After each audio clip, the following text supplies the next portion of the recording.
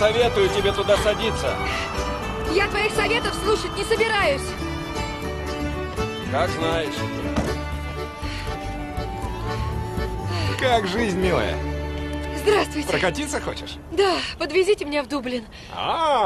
Дублин, город чудесный, где девчонки прелестные. Да. Надо же, я как раз туда направляюсь.